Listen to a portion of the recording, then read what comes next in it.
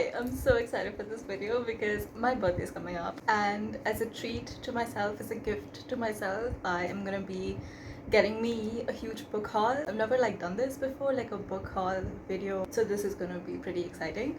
And I have a huge list, and this video is going to have categories, subcategories, wish lists, multiple genres. There's gonna be like 50 plus book recommendations. So yeah, let's get into it. Okay, I'm so excited. I've made a list here. So the different categories for the books I'm gonna buy are the following. First, we have personal curriculum. So at the beginning of the year, I had made like a personal curriculum for myself, and that has like different subcategories. Okay, so if you don't know what a personal curriculum is, you can just like search that on YouTube. There's so many videos for it. But personal curriculum is where the girlies on YouTube, like all of us, have sort of set ourselves subjects or themes or topics that we want to like discover and really go into like deeply, as a way to like combat, just being online all the time and doom scrolling and brain rotting. So the idea is like offline study. So like you do research. People even set themselves goals and tasks and like assessments and like make it really academic. I am not really doing that. In fact, I haven't made much progress, but I do have a list and I have not made much progress. So I want to like take my personal curriculum more seriously now. So these subtopics that I have for those, first one is discourse. So like, how do you argue? Oh, anytime I'm looking here, it means I'm looking at my laptop. This is where my notes are. So the first one is discourse, which is how to argue, discuss, or put forth your thoughts or have different opinions without losing your cool. That's the first thing I wanted to like study or master this year. The second subcategory is not biting the hook. So letting go of anger, upset, the sort of like destructive emotions or emotions that can be destructive many times. So I have BPD. I also have like a lot of videos about dealing with BPD, so check those out. I'll link them. So I wanted to learn more about that. Third subcategory is anti-capitalism, the need for it, and alternatives to like this ideology. So I want to study that more because I really don't know much about it. And then we have the intersection of feminism, race, class, caste, especially more like Indian perspectives. And then the fifth one is something nature. I've written something nature, so like just books on nature and such. Sixth one is books on climate change, and the last one is books on writing. I'm a writer, so I wanted to read books written by writers about the craft, about the art of writing. Eighth one is my lifelong interest in social change through politics and other means. So these are like the 8 subcategories within my personal curriculum. I'm just now realizing this will take a lot longer than just this year. I'll have to do a lot of reading, writing, thinking, but that's fine because I'm pretty much interested in these subjects lifelong, I think. So I can keep reading and writing and thinking and building my hybrid Zettelkasten about it. If you don't know what my hybrid Zettelkasten system is, I will link that and you can watch that video as well.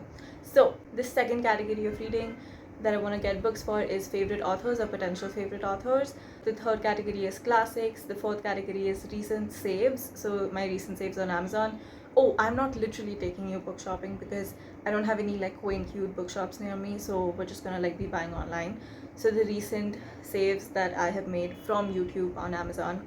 And the last category is called hot girl nonfiction. So kind of pretentious, kind of cool nonfiction. That could be art, that could be essays, that could be more about like other art forms. I have a wish list called hot girl nonfiction on Amazon, so we'll go through that as well. So basically I'm gonna have like book recommendations for you within each of these categories, but I won't be reading out like every book blurb because then this video will just be very long. The idea is that whatever interests me, I will read those blurbs out to you and keep adding them to my birthday wish list. Okay, so let's get started. We'll start with my personal curriculum, subcategories within those, right? So the first subcategory I have is emotions. With emotions, I've written down 2 books here. One is called The Dialectical Behavior Therapy Skills Workbook by Matthew McKay. It's literally a workbook. I have it already. I've already read and done the exercises when I was really like severely struggling with my BPD. This year I wanted to go through it again, but I'm feeling like I've had a pretty good grasp on my emotions so far this year, so I don't really feel the need to like do those exercises and go through that book, but it's definitely a lifesaver. So like if you're someone who also struggles with like hot and cold emotions and like, just outbursts, angry outbursts, or if you have in the past like me, or like just someone who wants to build better interpersonal relationships, etc., check that out. The second one in the emotions category, subcategory is the BPD workbook by Daniel J. Fox. That is also a workbook. That's it. I only have 2 books for this subcategory. I don't think I need it at this time in my life, so I'm not going to be buying any of these. So let's move on to the next subcategory that is called Discourse, right? So this is about how to like books for how to talk to people, like how to like debate or discuss issues with different people without losing your cool or yelling or all of that. So the first one is a book called Just Listen by Mark Goulston, and the second one I have in this subcategory is called Good Arguments by Bo Seo. So I don't really feel like I'm very drawn to this subcategory right now, I'm not gonna lie. So I think we will be skipping this one as well. I have a budget, by the way, that I've set for myself. As much as this is like a gift to myself, this book haul, I do want to be like wise with where I'm sort of like spending and only go for the books that are like really calling out to me right now. Otherwise, I will just end up buying a stack that will take me forever to get through, and then I'll keep buying more, and that is not very helpful. So let's go for the third subcategory, which is anti-capitalist literature or books. So the recommendations I have for you here is number 1, Bullshit Jobs by David Graeber. I am really struggling with questions about like capitalism, corporate culture, work, work and meaning, or the lack of meaning in corporate, and like building meaning of your own in your own life. But since I'm like already constantly thinking about it, I don't want to also be reading about it in my free time, so I'm gonna say no to that. The next recommendation I have for you is Steal as Much as You Can by Nathalie Ola. Okay, I don't think I am leaning very much towards this. Steal as Much as You Can, maybe some other time, not right now. Then I have the next recommendation is The Shock Doctrine by Naomi Klein. I made this list in Jan, so I don't remember what most of the books were about, so I have to like read the book blurbs and remind myself. So this one feels very relevant for the times we're living in right now. So this is a book called The Shock Doctrine by Naomi Klein. I'm gonna read you the book blurb. It says, around the world, in Britain, the United States, Asia, and the Middle East, there are people with power who are cashing in on chaos, exploiting bloodshed and catastrophe to brutally remake our world in their image. They are the shock doctors. Exposing these global profiteers, Naomi Klein discovered information and connections that shocked even her about how comprehensively the shock doctors' beliefs now dominate our world, and how this domination has been achieved. Raking in billions out of the tsunami, plundering Russia, exploiting Iraq. This is the chilling tale of how a few are making a killing while more people are getting killed. This is something that could go in my list. The next book I have is Theses on Feuerbach by Karl Marx. I don't really feel like reading a heavy or academic text right now.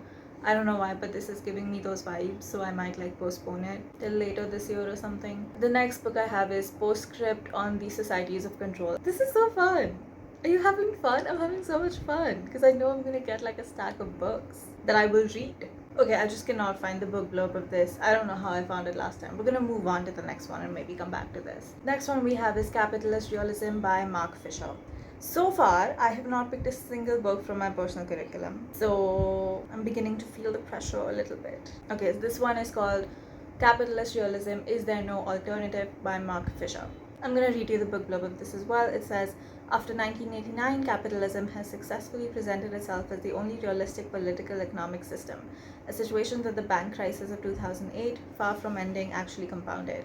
The book analyzes the development and principal features of this capitalist realism as a lived ideological framework. Using examples from politics, film, fiction, work, and education, it argues that capitalist realism colors all areas of contemporary experience, but it will also show that, because of a number of inconsistencies and glitches internal to the capitalist reality program, capitalism in fact is anything but realistic. That, in my opinion, is not a good blurb.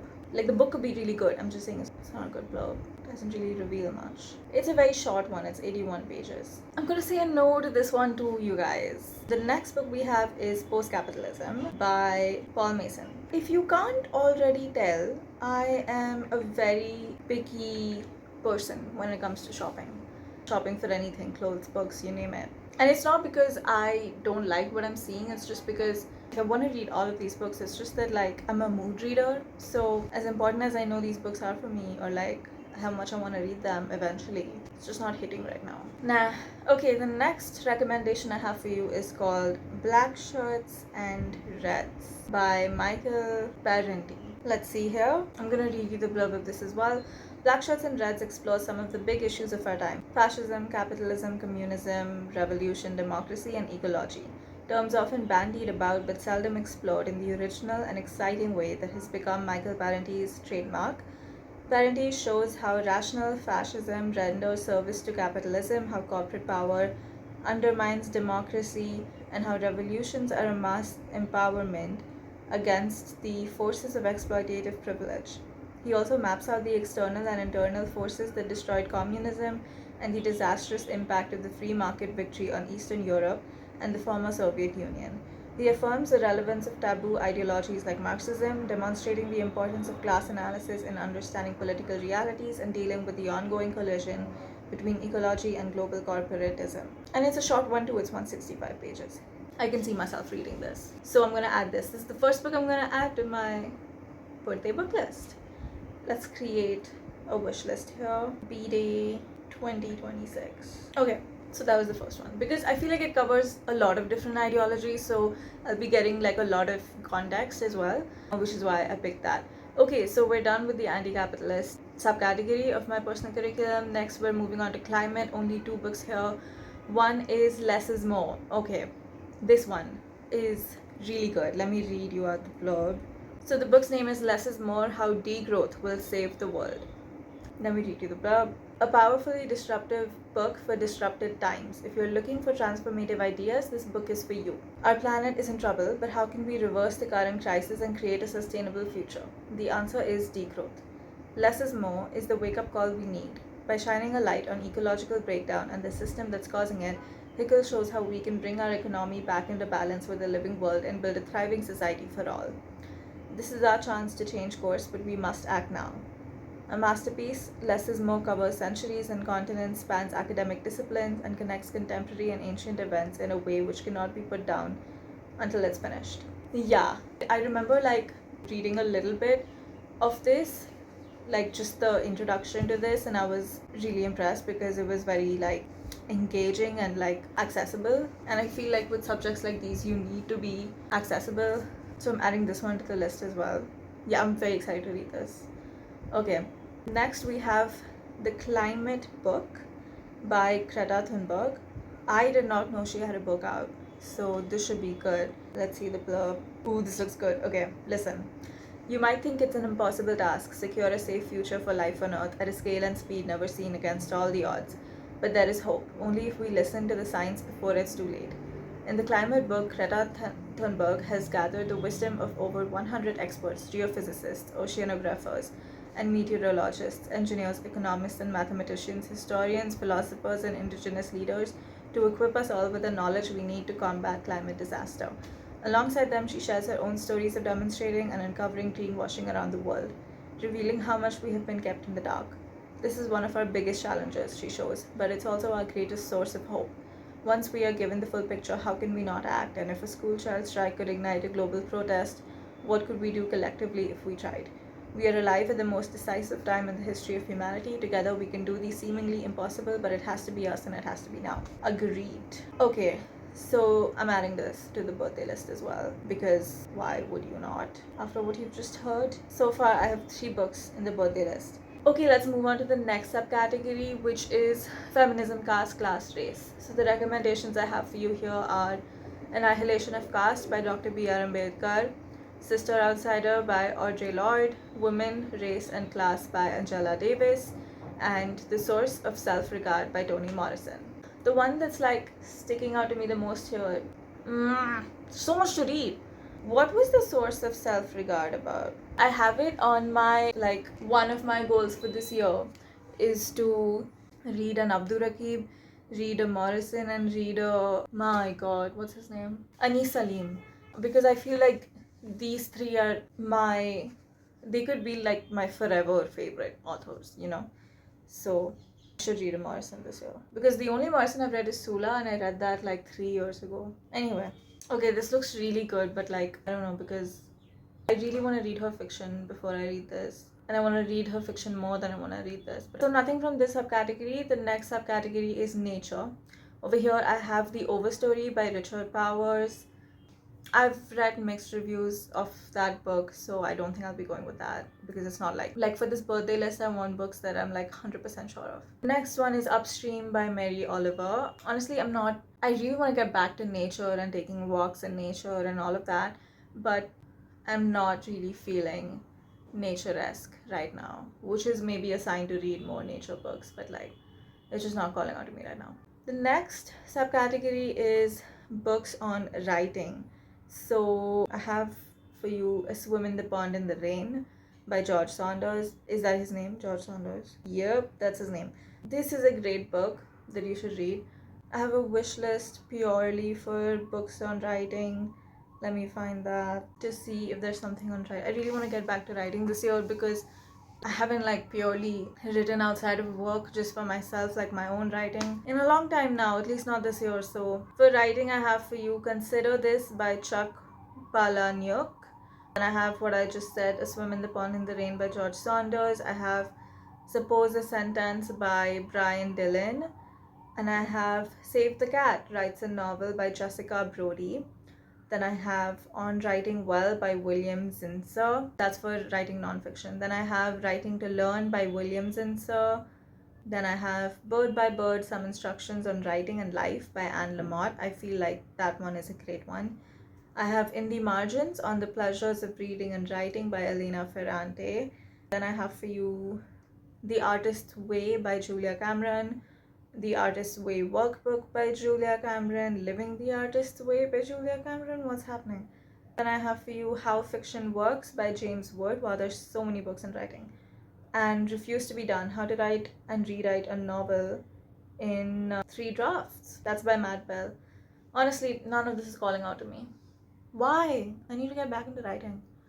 It's just not calling out to me, and it's hot again. God, it's so hot. Unfortunately, we're going to skip this subcategory as well altogether. Okay, next subcategory and the last one that I have for you is books for political and social change. The recommendations I have here are Doppelganger by Naomi Klein. What was this about? Oh, this is the same author of The Shock Doctrine that I was thinking of adding earlier. Okay, this sounds like a really important book, but it's not calling out to me right now fully. The next book is Are Prisons Obsolete by Angela White Davis. Are Prisons Obsolete?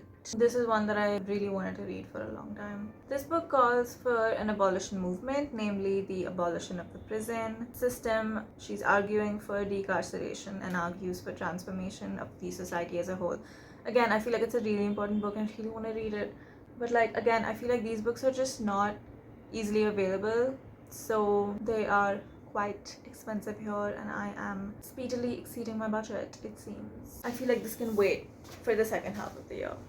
The next book I have for you is called People, Power, Change by Marshall Gans. Okay, this is sounding really good. Listen. At a moment when our democratic abilities seem to have eroded and political, economic, and technological forces have weakened the capacity for collective action, People, Power, Change is a once-in-a-generation book for anyone who wants to create real and lasting change. What, please? Marshall Gans is one of the world's leading authorities on democratic organizing, and in this book is the culmination of his decades of teaching, research, and work. In People, Power, Change, Gans distills for students, practitioners, and activists the principles he has gleaned over the last half-century of creating collective action. Gans explores the forces, craft, and learn skill of organizing and provides an actionable framework for how to actually do it. He focuses the book on the creation and substance of relationships, the fuel of values and narrative, the resources and power of strategy, the necessity of structure, and the accountability of action. Across these 5 organizing ideas, Gans weaves in his personal experiences from a lifetime of organizing in iconic social movements and campaigns to illustrate how collective action actually works and to build practices and skills that must be developed to do it with intention and success. Like, I definitely know I want something from the subcategory, which is why I'm like, should it be this? Or should it be the next one or the next one? I definitely want to read this at some time, but I don't think this is that time right now at this point. Next one I have for you is called Give People Money with Annie Laurie. Okay, this is a really good one. So it's called Give People Money, the simple idea to solve inequality and revolutionize our lives by Annie Laurie. Okay, listen. Surely just giving people money couldn't work. Or could it? Imagine if every month the government deposited £1,000. Is that pounds or euros? That's pounds. In your bank account with no strings attached and nothing expected in return. It sounds crazy, but Universal Basic Income (UBI) has become one of the most influential policy ideas of our time, backed by thinkers on both the left and the right. The founder of Facebook, Obama's chief economist, governments from Canada to Finland are all seriously debating some form of UBI. In this sparkling and provocative book, economics writer Annie Laurie looks at the global UBI movement. She travels to Kenya to see how UBI is lifting the poorest people on earth out of destitution, and India to see how inefficient government programs are failing the poor. Yes, they are. She visits South Korea to interrogate UBI's intellectual pedigree, and Silicon Valley to meet the tech titans financing UBI pilots in the face of advanced artificial intelligence and little need for human labor. She also examines at the challenges the movement faces: contradictory aims, uncomfortable costs, and most powerfully, the entrenched belief that no one should get something for nothing. Most powerfully, the entrenched belief that no one should get something for nothing. The UBI movement is not just an economic policy. It also calls into question our deepest intuitions about what we owe each other and what activities we should reward and value as a society. I'm adding this. The way that I'm adding this. This goes in the birthday list. The next one I have for you is called Mutual Aid by Dean Spade. Mutual Aid by Dean Spade. Alright, let's see what this one's about. It's getting dark, no? Little bit. Okay, so this is sounding similar to People, Power and Change. So very quickly, this one's about around the globe, people are faced with a spiraling succession of crises, from the COVID-19 pandemic and climate change-induced fires, floods and storms to the ongoing horrors of mass incarceration, racist policing, brutal immigration enforcement, and endemic gender violence and severe wealth inequality. As governments fail to respond to or actively engineer each crisis, ordinary people are finding bold and innovative ways to share resources and support the vulnerable. Survival work, when done alongside social movement demands for transformative change, is called mutual aid. This book is about mutual aid. Why is it so important, what it looks like, and how to do it. It provides a grassroots theory of mutual aid, describes how mutual aid is a crucial part of powerful movements for social justice, and offers concrete tools for organizing, such as how to work in groups, how to foster a collective decision-making process, how to prevent and address conflict, and how to deal with burnout. Writing for those new to activism as well as those who've been in social movements for a long time, Dean Spade draws on years of organizing to offer a radical vision of community mobilization, social transformation, compassionate activism, and solidarity. So this one is obviously going straight in the birthday list, just because it's similar to People, Power, Change, but I feel like this one is more, I feel like it provides more tools. Let's see. So I've added that. Next one we have here is called Utopia for Realists by Rutger Bregman. I hope I pronounced that right. Yeah, I remember this one had stuck out to me too. God, this was like months ago. What have I been doing since Jan? No, I've done a lot. But to be honest, I've not read as much as I have wanted to. Okay, Utopia for Realists by Rutger Bregman. The viral sensation taking on the billionaires. Let's go. Okay. Dutch wunderkind of new ideas. In Utopia for Realists, Rutger Bregman shows that we can construct a society with visionary ideas that are in fact wholly implementable. Every milestone of civilization, from the end of slavery to the beginning of democracy, was once considered a utopian fantasy. New utopian ideas such as universal basic income and a 15-hour work week can become reality in our lifetime. From a Canadian city that once completely eradicated poverty to Richard Nixon's near implementation of a basic income for millions of Americans, Bregman takes us on a journey through history beyond the traditional left-right divides as he introduces ideas whose time has come. This goes in the birthday list too. All of these sound so good. Yeah, I feel like more than any other subcategory, this one is the one that I'm the most drawn to at this time of the year. The next one I have for you is called Doing Democracy by Bill Moyer. Okay, this sounds amazing too, but I'm gonna skip this for now. This one was called Doing Democracy by Bill Moyer. The next one is Open Democracy by Helene Landemore. Oh my god, this sounds so interesting. Okay, listen to this. To the ancient Greeks, democracy meant gathering in public and debating laws set by a randomly selected assembly of several hundred citizens. To the Icelandic Vikings, democracy meant meeting every summer in a field to discuss issues until consensus was reached. Our contemporary representative democracies are very different. Modern parliaments are gated and guarded, and it seems as if only certain people with the right suit, accent, wealth, and connections are welcome. diagnosing what is wrong with the representative government and aiming to recover some of the lost openness of ancient democracies. Open democracy presents a new paradigm of democracy in which power is generally accessible to ordinary citizens. Helene Landemore favors the ideal of representing and being represented in turn over direct democracy approaches.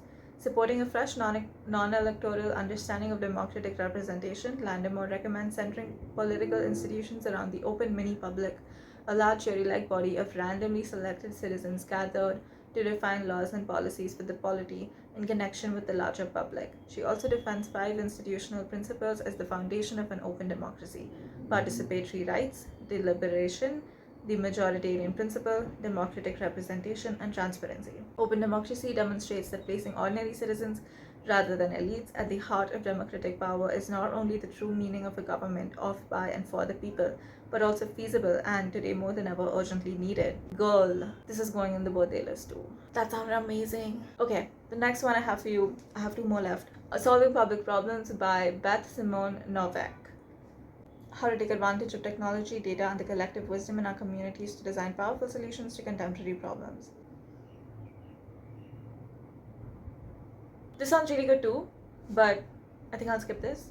This one was Solving Public Problems by Beth Simone Novak. The last one I have for you is called We Do This Till We Free Us by Mariam Kaba. Okay, that's a gorgeous cover. Do you want to see it? Yeah, that's gorgeous. Okay, it's not focusing, but yeah. What is this about? Organizing is both science and art. It is thinking through a vision, a strategy, and then figuring out who your targets are. Always being concerned about power, always being concerned about how you're going to actually build power in order to be able to push your issues, in order to be able to get the target to actually move in the way that you want to. What if social transformation and liberation isn't about waiting for someone else to come along and save us? What if ordinary people have the power to collectively free ourselves? In this timely collection of essays and interviews, Mariam Kaba reflects on the deep work of abolition and transformative political struggle, with a foreword by Naomi Murakawa and chapters on seeking justice beyond the punishment systems. Wow! Transforming how we deal with harm and accountability and finding hope in collective struggle for abolition. Kaba's work is deeply rooted in the relentless belief that we can fundamentally change the world. As Kaba writes, nothing that we can do that is worthwhile is done alone. Yep, that's going to the birthday list. That's actually it. That was my whole personal curriculum section. Okay, now I'm thinking that I should do like a part 1, part 2 situation, because this is so long, right? And there's like a lot more books I want to go through. The other categories are favorite authors, classics, recent saves, and hard gold nonfiction. Okay, so y'all, that was the first half of my birthday book haul online shopping series.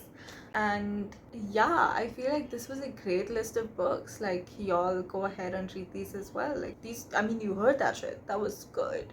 But I will record the second part of my birthday book haul where I will talk about my favorite authors, like the other categories of books I want to get, which is favorite authors or potential favorites, classics, recent saves, and hot girl nonfiction. So if that sounded interesting to you and you like me yapping about books, reflection, emotional health, art, creativity, philosophy, all of that good shit, that good stuff, then follow along, subscribe, like, comment, etc. Okay, thank you so much for watching. Have a good day, and I will see you in the next one. Bye.